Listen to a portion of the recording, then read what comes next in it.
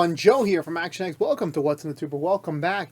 It is your 4th High School Musical, the musical this series episode review for season 4. I totally butchered that part up. Today we are having a Halloween special in August.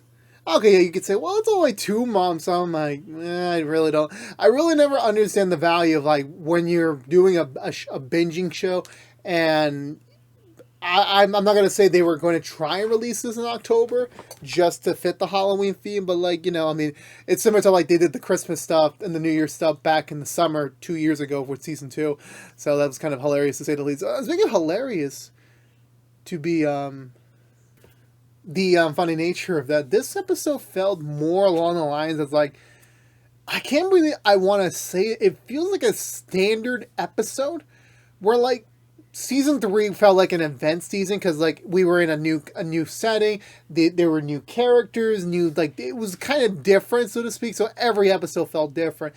I haven't seen season 2 in forever, so I really can't say much about that. But I want to say that was the last time we had like a standard episode where like it was an episode that didn't really like the premise of it didn't kind of feel. Like, I don't know why, like, there was there was like a good chunk of the episode, not like a big chunk, like a small chunk of the episode that I felt like, this doesn't really belong here, but I kind of get the motivations behind it, so to speak. It's not a total one-to-one, because, you know, this season's trying to, like, honor HSM3 specifically, but in reality, it's just, like, there's kind of, you know, certain things that, like, they don't really align 100%, to be completely honest with you, especially with the timeline of things, because, like, I don't know how long it's been. Like, a minute ago we were on the first day of East High. Now we're all the way 2 months later at Halloween, and like certain things didn't come up. Kind of weird in my honest opinion. A little bit weird. But with that being said, I still enjoyed this episode. This being Halloween film, they definitely had like some funny moments to play.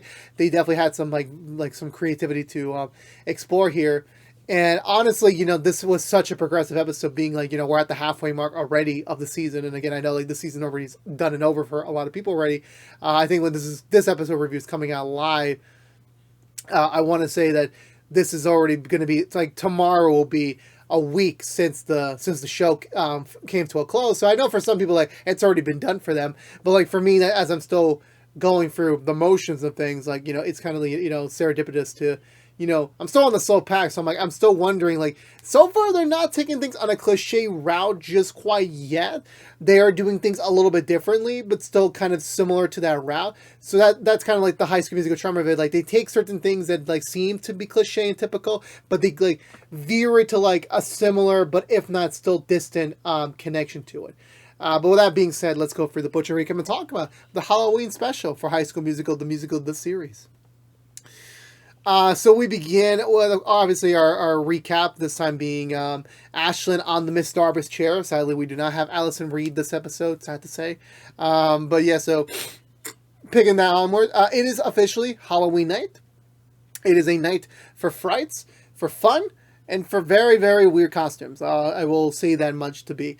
Yeah, we kind of fast forward a little bit further ahead. I'm not sure how far ahead, because, like, again, I feel like we were just in September for the last 3 episodes. Now we're in October, like at the very end of October. So I'm like, we kind of dashed through a lot of stuff, which I'm like, I'm not gonna lie, High School Musical hasn't really been the best of, whether it's in the movies or in the show, where like time is a very abstract concept, where like, as the viewer, we're just expected that nothing is significant happen when we jump to like a new time period. Like, whether it's, like, a couple weeks or a couple days or, like, in this case, a couple of months. Like, we're just expecting, like, none of the issues that were prevalent were even touched upon. Like, the main plot did not even continue until this episode popped in. So, like, everyone would just hit pause. We do our normal school things, do normal life, and then we pick things back up. So, it's not, like, 100% like a total 1-in-1, so to speak. So, Ricky, is dressed up as Zac Efron from Baywatch, which of all Zac Efron movies you could have chose from, you chose one of the worst ones in his career. Keep in mind, his body, fucking amazing. Not very unhealthy, but fucking amazing. And he chose this, and he's wearing like a gym botch t-shirt to simulate it, since he does not have the figure. Slash, it is kind of chilly outside, so smart move that he did not actually try to work out, which I'm pretty sure would have made some girls fanboy. I lost my train of thought. Miss Jen shows up as being the boyfriend of the girl. I'm really lost here. The girlfriend of Ricky's dad. You know, it's like tradition. Like, you know, they're kind of like spending the Halloween together. Like, not doing anything crazy, like going to a rave or anything. Just like giving out candy, which I'm like, okay. I mean, y'all went on a cruise like a few months ago, and now they're like, your crazy thing's gonna be, we're gonna give out candy to kids. And I'm like, okay. Traditional mid-age couples thing. I really don't know. So Ricky heads off to the party with the advisement that he has to tell Gina that she's going to be replaced in the musical with Danny officially, so that Gina can focus solely on the movie and Danny could just take over and be the primary Gabriella going into the actual musical itself. Obviously, this is like not going to be the best news for Gina, but hopefully Ricky's seen the best side of it. That she will understand the logistics of like why this is necessary, so to speak, for everyone. He heads outside and then he immediately transitions to a spooky version of East High where like majority, if not everyone except the main cast are zombies now. Honestly, this song, I already forgot the name of it. I do apologize. I really did like this. Of the two original songs in this episode, this was definitely the better one. I'm always a sucker when like they do a big dance number in the actual East High facilities. So I definitely do like it. Just having everyone being zombie, even Miss Jen, the newbies, everyone, like, you know, it's just all entertaining to say the least. And just seeing the core five, you know, obviously they're all dealing with their own like it's all about confession, like, you know, that they need to confess what's on their mind to the person they need to confess to, because it's like eating them up. Like, you know, it has to be said that there is something wrong here and we need to do it. Also, yeah, all the choreography here was great. It really was. I just really loved it. Like, I don't know why this was like, I feel like tomorrow, because normally, like, again, I'm not watching everything and then reviewing one by one. I'm watching and then I'm reviewing, so I'm kind of breaking it up as I go. But whatever, like, I finish a review and then, okay, I can't get to the next episode now, so I'm going to wait till the next time I'm able to record. And in this case being, like, now I want to rewatch this video, because, like, this music video, because I'm like, it's just the best, you know. I love it when the new cast are able to put new songs into the High School Musical legacy, and this is one of those, like, special ones that, like, similar to Born to Be Brave and others from 2 and 3, that this is definitely one that, like, is going to be rewatchable going forward into the future of the HSM legacy. But yeah, like, all very creepy, all very, like, you know, fits the Halloween theme for the episode. We cut over to Gina's house because she's throwing a big old party. It's her first ever party, because, again, like, she's never really had the comfort of making friends in previous school, so now she gets to have a Halloween party. You know, just the drama kids, not like one of those big, like, social parties you see on the internet and stuff like that. Traditional, just a couple close people. That's a traditional costume party. She's dressed up as a very generic Catwoman, so DC and Warner Bros. Cannot sue them. Ricky was supposed to be Batman, but obviously, copyright issues, he cannot. So they can only work with what they are legally able to do, which I'm like, it's so murky what's workable and not workable in this day and age. Ashley has dressed up as apparently very gay Eleanor Roosevelt. I don't get the reference. I know some people will, but, like, yeah, I don't get the reference whatsoever. Obviously, this is, like, in confession of, like, her feelings for Maddox, and that she wants to be with her so badly. And again, you have a boyfriend in Cairo, so yeah, so that's a little bit uncomfortable to say the least. To say about that, like, the way her mindset is right now about that. Then eventually Carlos is in the corner. He has become the embodiment of death since him and Seb have kind of hit, like, rock bottom in their relationship. So it's really, like, kind of, like, not the best time for him right now. He's just trying to, like, have this party be, like, the uplifter that he needs right now to, like, you know, get through his funk. I want to say the next person that does show up to the party is, I do want to say Ricky. He's bumbling a little bit about his entrance. Like, again, like, similar to me, like, he doesn't know where his words are. He doesn't really know where they are. He's bumbling. Obviously, he's still keeping the secret relationship, and, you know, Gina obviously talking to the mockumentary that doesn't exist about, like, the fact that she has to tell Ricky today that, okay, me and Mac are planning to do this fake relationship thing to, like, get views and get attention on us before the movie. which she hasn't told Ricky yet, since again they're still a secret couple, and it's still a little bit like, I don't know, everything they mention secret couple now, I'm always remembering of like How I Met Your Mother, where Marshall as a teen asked out a girl, and she said, "No, you can't be my boyfriend, but you can be my secret boyfriend that does all my homework." And he's like, "Oh God!" It's like, obviously it's not a word from word here, but I'm still like, okay, it's still like kind of weird to think of it like that, to be honest with you. So they're getting acquainted. Ashley brings these tarot cards to kind of immaculate the party, like really bringing the spooky vibes over here about it. So everyone's getting acquainted. Courtney is nowhere to be found. She's kind of stressing out over the college application that she needs to decide today what her early decision school is going to be. And I remember those times. I got rejected from mine. Spoiler alert. She's like really figuring it out. It's like, it's nothing that she can figure out at the moment. Her mom's recommending to her, like, yeah, you know what, just go to your party, just go to your friend's party, chill out, just relax, not worry about it. There's always tomorrow. You can always focus about it tomorrow, so don't worry about that 100% speaking. So so just go from there. She's like, well, I don't even got anything to dress. I didn't get a costume. He's like, well, you have all these sweaters from the colleges you applied to, from all the Ivy Leagues. So I'm like, yeah, just wear those. Like, as like you're dressed up as yourself, the indecisive Courtney, which I'm like, that is very cheap, that is very cliche, but you know what? It works for the moment, I guess. Then this mysterious costume being enters the party that no one knows. I honestly thought it was Emmy for the life of me. I thought that was Emmy, but it's not Emmy. But like, who is this mysterious person? Who really knows? Like, honestly, I felt like it could be anyone. Like, it could be Nene for all we know. It could be EJ. Like, there's a lot of like big we don't know who you are, to be honest with you. So like this person who's wearing the pumpkin mask, he's just wandering around. I thought it was Seb again at a moment, but he was eerily quiet, to be honest with you. But we'll cut to more about that later. Courtney then shows up dressed up as just wearing sweatsuits of all the Ivy Leagues she applied to, and that's really all that she wrote about that. We're gonna pay attention to the only other subplot for this episode, because yes, there is another subplot to the episode pertaining to Miss Jen and Ricky's dad, who they've run out of candy already, and Miss Jen was texting him like, please get candy, like a lot of candy before I come over, because I'm not buying any. Which I'm like, okay, I thought the conversation was going to be that Miss Jen doesn't buy anything for the relationship. But apparently Ricky's dad is just not that attentive. That apparently when they were on their cruise last season, apparently Miss Jen had wanted some Dramamine from the, I guess, whatever the freaking store is over there. And Ricky's dad only brought back a bottle cap with her initial on it, which I'm like, dude, the woman is sick. You need to get the Dramamine. What were you thinking? And he apologized, like, yeah, I'm not the best with this sort of thing.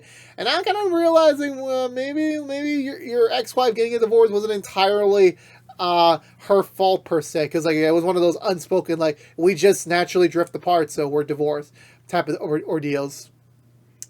And Miss Jen explains to him, yes, I really, really do like you. You're a great person. You're a great man. You're a great dad. I do want something that is going to be something serious. And Ricky's dad, I can't do that right now, because again, the man just got out of a divorce and he's just not ready for that type of commitment. He's fine with them being boyfriend and girlfriend in the moment, but and also that's another thing, timeline wise, they've only been dating for I want to say 6 to 9 months at least, which I'm like, okay, I know when the older you get, the aspect of time of okay, traditionally, I guess people my age, they usually wait maybe 3 to 5 to maybe preferred 7 years before they consider considering the marriage, the question of moving in, the ring, all that sort of it takes a while. So, and I want to guess for them, I guess it's probably going to be 2 or 3 years at best, but Mr. I think this is her only real relationship in a while. And yeah, she knows that Mike just came out of Ricky's dad. And I'm just yeah, you didn't think of that? The man just came out of the divorce. I know some people are they're ready to go on to the next wife, but I'm pretty sure he legit wants to spend time together. And that he doesn't have a concept of when is the time period where I'm ready to commit to you. But yeah, I just I actually it's kind of one of those 50-50 things where I see Miss Jen's point, but I also see Ricky's dad's point. And I think they just generally decided, like, okay, we're going to split off here. Like, this is where we have to get off right now before each one of us gets hurt even more. Back at the party, things are starting to get underway. Everyone's here. They're about to start the tarot card when Maddox and Jet arrive, dressed up as Shang-Chi and Kate. No, that's Aquafina's character. Shang-Chi's sister. I apologize. I'm so sorry. I haven't watched that movie in 2 years, even though it was such a great movie. Also, does this confirm that High School Musical, the musical, the series, takes place in 2021 or 2022? Which is a good question now that I think about it with the timeline. And I know this is like a Disney owned thing, so I'm pretty sure they have the costume somewhere in the costume department. Like, yeah, we need some Shang-Chi and, like, you know, his sister's outfit. Which, I'm not gonna lie, Maddox is a pretty good sister. She really does. Obviously, Ashlyn is still failing at flirting with her, but it's obviously clear that Maddox also has some flirting capabilities with Ashley as well. So it's pretty clear between them about that. Yeah, I don't have anything else with them right now. Once everyone's here, everyone's starting to get settled in. They're about to do the tarot cards in a bit. And, of course, obviously, Gina and Ricky need to tell each other their respective news about the other thing that affects, you know, them and their relationship. And then all of a sudden, Max shows up because I guess Gina invited him, or, like, he found out about the party through Gina. And he's there. He's like, oh, this is so great. You know, this would be also a great time to spend time with my fake girlfriend. And obviously, Ricky hearing this, like, wait, what? What you talking about over here? What you talking about? And then Danny shows up in in Gabriella's graduation outfit, which I'm like, again, really? And she doesn't say, like, oh, I can't wait to, like, fully embody Gabriella very soon. And obviously Gina's like, wait, what you talking about over here? What you talking about? Awkwardness aside, Ashlyn talks about the news about her, not the news, her card, her tarot cards. She's about to begin that whole entire, you know, spiel. However, Maddox and Jet have their own plans, since apparently Jet ruined Maddox's little scary prank back at the camp. She's about to prank all the Wildcats here just to, like, make up for that fact, which I'm like, you know what? I respect that they're on better terms, so you know what? Let's do this. Let's do the prank. Because Ashley mentions where Maddox is, and, you know, one of the other, I guess Jet mentions, like, oh, she was, like, trying to check on one of the circuit breakers, which I'm like, why would Maddox check, like, the circuit breaker to a house that's not even hers? And even Gina's like, oh, I hope she doesn't do that. It's pretty old for this house. Then the electricity goes out. They see Maddox come in, like, very sparked, assumed to be, like, shocked by the electricity, falls to the ground, and everyone's just like, what the hell do we do? Like, they y'all now take CPR class? Like, in high school, I remember I had to take a CPR class. Like, where is your training here, people? Like, everyone's finally going, oh my god, what do we do? Like, okay, if you don't know what to do, call up 911 or something. You're just standing there like, hey, she could be dead. Like, you know, time is valuable. I know it's a TV show, but please. Y'all are smart in some field, but then you're also dumb in other fields. Like, what you doing, man? What you doing? And here comes the best line of the episode. Ashley puts everyone aside, like, I'll give her mouth to mouth, just as friends. And I love the delivery. I just, like, I actually laughed for a good minute. I had to pause and laugh because that was such a very well done delivery. It was so freaking good. And I really did love that. But yeah, no, Maddox, like, you know, completely stops her. She's like, nah, it's a prank. Don't worry about it. Everyone's just like, Jesus Christ, like, woman. And then obviously Ashley was crying because she was worried that Maddox died or something. And he's like, no, it's tears of laughter, which I'm like, you didn't even laugh in the first place to, like, even cause, like, a hysteric laughter, but whatever. Everyone, like, recalls back in. They're about to resume the tarot cards and everything. And then eventually, somehow, I don't know how the order happens, but yeah, everything gets revealed that, you know, Mac and Gina are going to be a fake couple, and, you know, Danny's going to take over being Gabriella for Gina in the musical, using the whole, like, oh, we are a reversal, like, you took my role, I took your role. Which I'm like, great, that doesn't, like, you know, that's not, like, the way you phrase it is not really great. And they're about to argue, and I guess Ashton, like, intervenes and says, like, well, y'all not dating, so, like, why is this a problem? Like, you know, especially on the fake couple shit, like, why does Ricky care? Gina's single. And they're like, fuck it, it's been 2 months of a horrible secret keeping. We're in a relationship. Everyone's excited because, like, you know, obviously this is big news for them. And Mac and Danny are appalled by this. It's like, Danny's like, Ricky, you were supposed to be my fake boyfriend. What you doing having a real girlfriend? She storms up. Mac's obviously in the corner is like, what the hell? I thought she was single this whole time. And then, of course, Gina's mom comes in, like, you know, is immersely surprised by it. Like, what's going on with all the screaming. It's like, The electricity went off in your house like 3 minutes ago. A woman screamed. Like what was the reaction time? What kind of, like, I'm not really trying to be mean, but I'm like, if you're a mom and like, okay, there's a party upstairs, the electricity goes out for a little bit, I'm gonna check upstairs to make sure the kids are all right. Like, that's kind of, logistical number one. You wait 3 or 4 minutes, and obviously this is just for the dramatic scene of like telling them, oh, I don't know who Ricky is. Like, in the entire year that Gina's known Ricky, like, she's never told once about Ricky. And obviously Ricky takes offense to it. Because they're dating, and even like they've been dating for like a few months by this point. Like, so you're telling me that never once Gina brought it up to her, like, oh yeah, like Ricky is my boyfriend, or like, not Ricky is my boyfriend, like Ricky's my friend, like he's part of my life. Like, you never told her about it, but you told her about EJ. Like, obviously, I'm not surprised that Ricky's upset because, like, again, they're trying to keep this on the down low. They're trying to keep this off the radar from their parents since Ricky's dad, but still, like, what was the logistic of, like, you never told your mom once about him? Like, never once. Either way, either point made about that. So yeah, Ricky storms off. The party's kind of like, at a dud stand because, like, the entire mood's ruined. So, like, yeah, party's off right by this moment. So everyone's starting to leave. Everyone's starting to head back. Carlos is about to head out too. But then this, like, medieval knight shows up, which I'm like, oh great, what now? Like, what's gonna happen? It's Seb, and Seb apologizes to him and like say, yeah, I'm so sorry for like ignoring you for the last 2 months, like, Carlos is like trying to talk to him, like, we've been like doing this, like the document, it isn't what you think and everything, and Seb drops a bombshell. He wasn't distancing himself from Carlos because he thought he cheated on him, because Seb actually cheated on Carlos. And I want to drop my glass right now, but I do not want to stay on my floor. So I was like, wait, what? Seb, you a cheater? I could not know. I honestly didn't know. I was like completely baffled. I was like, what the what? So then we go back up to the to Gina's room because Gina's like, kind of like, torn between her decision of not telling Ricky about the about not Ricky telling Ricky, but like not telling Ricky about, like, to her mom. Yeah, so Ashley's doing a little rehearsal for her song because, like, I guess she's gonna loiter around the house afterwards and help clean up, but she's mainly on the piano. Max asks what she's writing, and Ashlyn is writing a new song for Chad and Monique, because I just realized Chad and Monique never had a duet together. I just realized that they never had a duet together in all 3 High School Musicals. Like, it just feels like they were only paired up for the sake of, like, okay, you're the only one, like, of the 6, either you're a couple or you're related or you're not related, so guess what? You're a couple.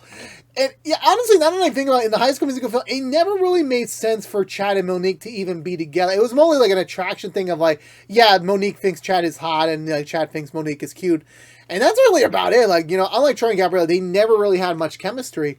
So I'm like, okay, so the point is that since Emmy got, like, disregarded from the movie, Ashley wants to make up to her by writing her a song for her to sing with Jet for the musical, which I'm like, that's cool and everything. I actually respect that, but the thing is, when you get to the actual song itself, like, this is not Chad and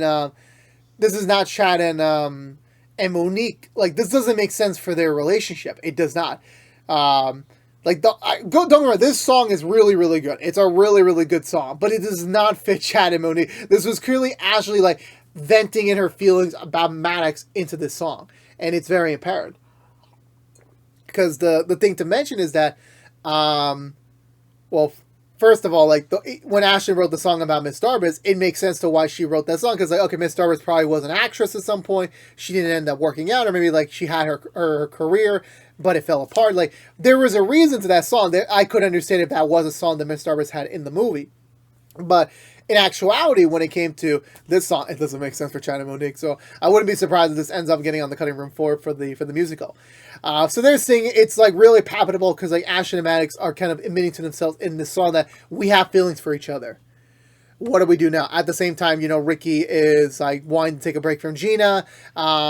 Carlos is hearing everything from Seb about, his affair during the summer, and he was kind of hoping Carlos cheating on him at the summer camp documentary was true. So that means like, okay, we're even. We both fucked up. We should, get back to normal. And Carlos was like, no, because like there's never going to be a universe where cheating is condoled. Like I never did. You should have never too. It's still not revealed who he cheated with.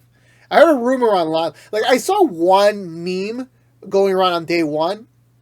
I had literally no understanding to it. It makes sense on content, but like not seeing this episode, I'm like, oh, obviously, like until its name dropped, like I'm not gonna mention it because I don't want to do future spoilers. But like, I think I know who it was. And then the guy in the pumpkin mask. Actually, no, we're not there yet because at the end of that song, between Ashlyn and Maddox, they're about to kiss. And again, Ashlyn, Maddox are both technically in relationships with other people. This is wrong. Thankfully, they don't kiss. Because the guy in the pumpkin mask shows up climbing through the window to interrupt the kiss. And they're just kind of left dumbfounded like what they nearly did.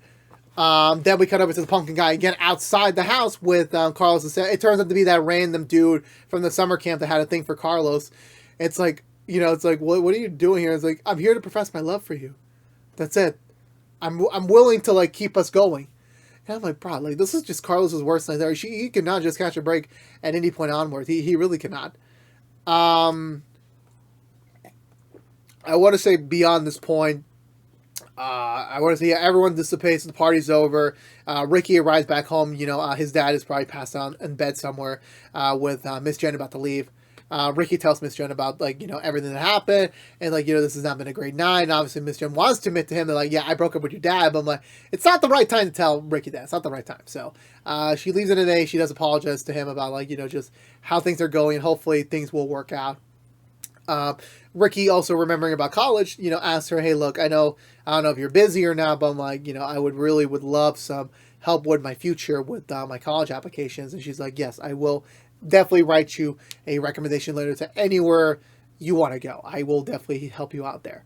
And then, Ricky goes back to his room after they share a sweet hug. Again, like, they have this, like, weird, like, mom-son mentality. And it makes sense, because, like, obviously Ricky's mom left him. Like, okay, I know left is such a loose term. I know she wanted to go do her own thing and, like, kind of, like, explore her life beyond Ricky. And, again, like, the way I'm phrasing it is completely wrong. That's kind of the problem when you get to be the child of a divorced parents.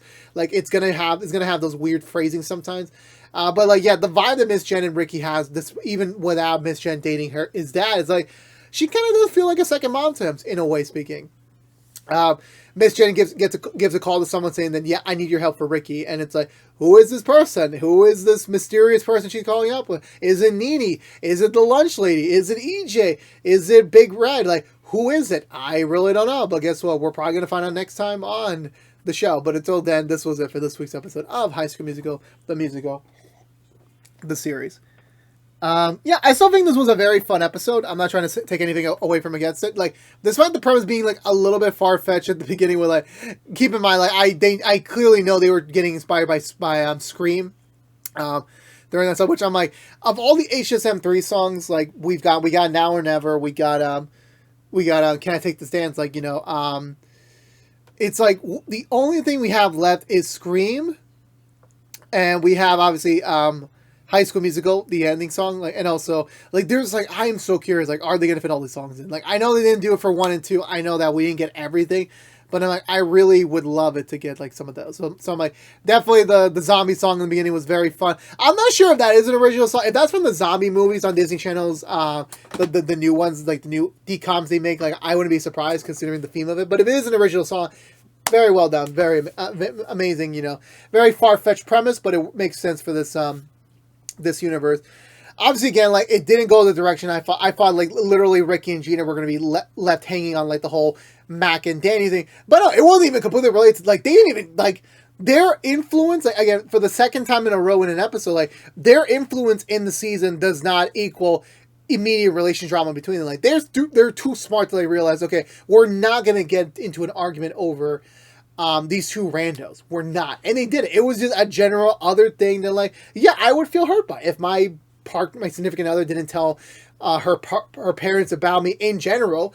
It doesn't have to mention we're dating. Mom might just say, oh, yeah, I met this guy, like, or I met this girl, or like something like that. Like, if that's not what, if it's not even mentioned, like, I'm going to feel a little personally insulted, like, especially if we've known each other for like a year or some change, and like not even a mention or anything. Like, Regardless of the case might be, I still thought this was a really great episode. The Seb twist did not catch me off guard a little bit.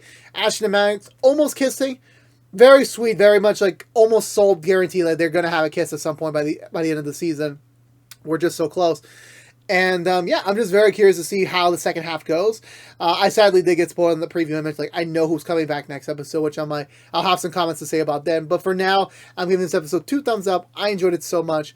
Let me know in the comments below what you think of this week's episode of High School Musical, the music of the series. I would love to hear your comments down below, as always. But I believe that's going to do for me today, everyone. So if you're unaware, this has been What's It Do from ActionX, reviewing every episode in the final season of High School Musical, the music of the series. If you wonder, we're doing more What's It Do beside our HSMTMTS reviews. Currently, right now, we are doing Heels and Nancy Drew episode reviews each and every week after brand new episodes on their respective platforms. But if you don't care about High School Musical, you're in luck. We should be back in a couple of days with a brand new episode review. That should be episode 5. So I think right now, if everything goes the way it should be, with no delays or anything, then we should be done before Tuesday next week. Before that, we should be done with the primary review. Obviously, we'll do a season 4 review after that. Then we're done for the year. We're done forever. But we're not fully forever, but like, at least like for now with new content. But yeah, so the thing for me is like I'm recording this on a Monday, so I'm like, in a week from now, this is all over for me. And I'm like, that hasn't really sunk in yet. That like, once again, I'm witnessing the second end of High School Musical as a franchise, which I'm like, I'm not really ready for. I really do hope the success of this movie, once the strike is over, like, will convince Disney, like, we can make an HSM4, we can make a spin-off with these characters, because I feel like there's just so much untapped potential here where, like, however this show ends, I'm pretty sure the way they written it was, like, the closing of a chapter, so, like, the characters like Ricky, Courtney, even Gina, if we don't even see them again on a full-time capacity, would be great. But, like, obviously that's a fan pipeline dream, just to, like, keep the franchise going. I know the series showrunner was, like, hopeful this could be the next Degrassi, like, just keep HSM going forever, which I would not mind. If there was these short seasons and, like, the same amount of quality, I would not complain. I really would not. But until then, like, we'll see how things go. But yeah, for now, thank you so much for watching. Please subscribe if you haven't yet. Like, favorite, share if you want to. Ring the bell and follow us on social media. But until we see each other again, for all you Wildcats out there, I'll see you on the next episode review. But until then, stay safe out there. Be good to each other. And as always, peace out.